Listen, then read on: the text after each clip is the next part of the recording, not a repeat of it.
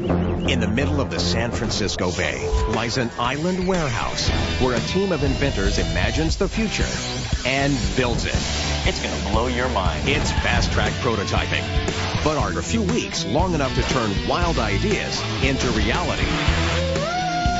Full speed ahead! On this episode, our engineers take on road rage, future style.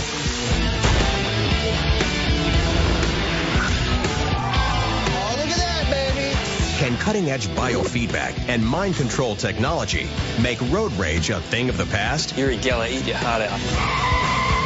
Find out next on Prototype This. There's no doubt about it.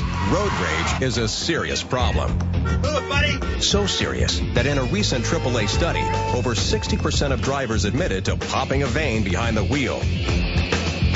Here in San Francisco, traffic is among the worst in the world. But as scientists, it's important that our guys keep cool while collecting data. So they'll be observing road rage behavior from the comforts of home on a couch. Driving around San Francisco on a couch is not as cushy as it looks. There's a lot of aggression going on around here. We want to see how people react when they get angry and just see how people drive. It's not good. The rate of aggressive incidents on the road is going up every year. Hey, calm down. Crazy.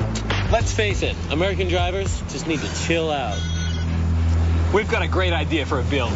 And here it is. Fresh from their boulevard brainstorm, the guys want to build a car that will slow, then automatically shut off if the driver starts seeing red. Back in the safety of the warehouse, they set the wheels in motion. So a car that'll only run while you're calm. And if you get agitated, then it will either slow down or stop altogether. We could definitely do that because there's a ton of really good biofeedback systems out there that we could integrate into this build. Yeah, and modifying a car with biofeedback would definitely be possible. You can measure things like heart rate, perspiration, muscle tension, things that give you an idea of the driver's stress. But how do we test this? We have to have a person be really amped up to see if it works. How about a demolition derby?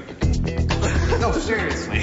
We could get all agitated, crash cars into each other in a nice, safe, controlled environment. Yeah, sounds really safe, Terry. Look, it'll be radio controlled so nobody gets hurt.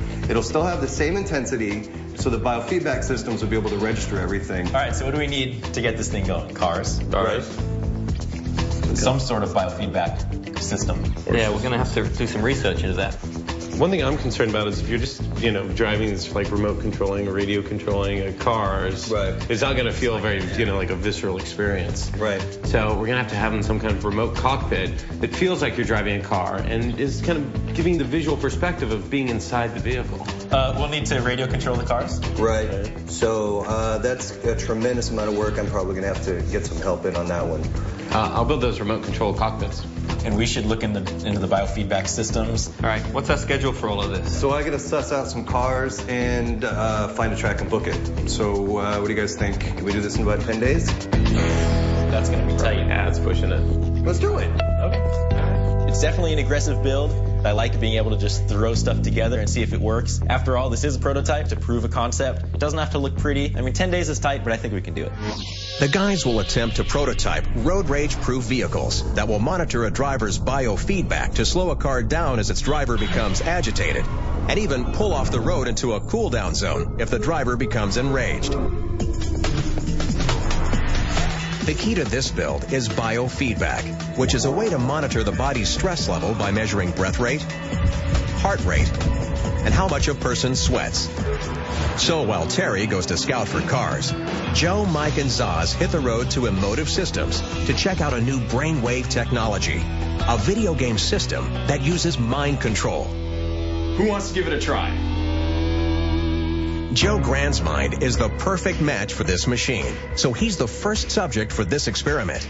This headset replaces a traditional game controller by reading electrical signals directly from his brain.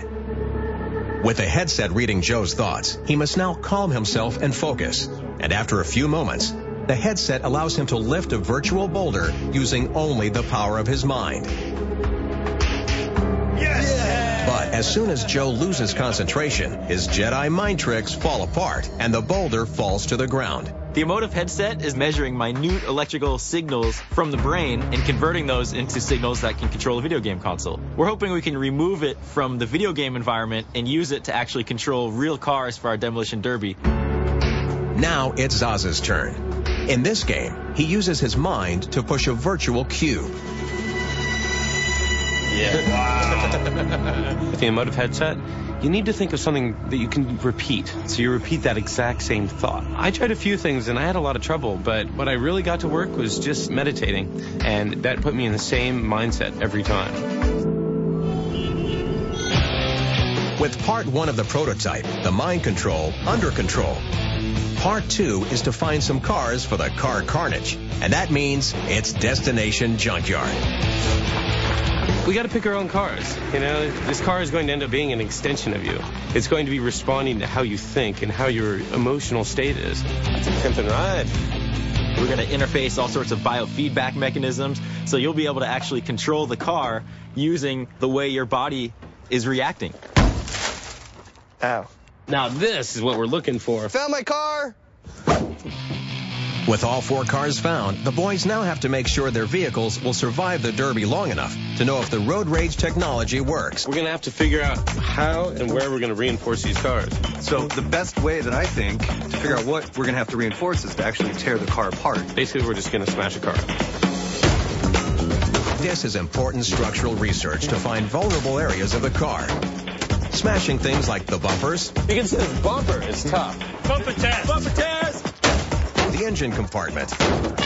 There's heavy reinforcing that needs to go on to be able to stand up to the impact of hitting another car. And the front end. The big area, it seems to me, is going to be protecting the radiator, protecting the motor. You see how just fragile this grill is? And to show just how good of a hacker he really is, Zaz gets a little more physical. I wonder how much more abuse this car can take. Excuse me, just for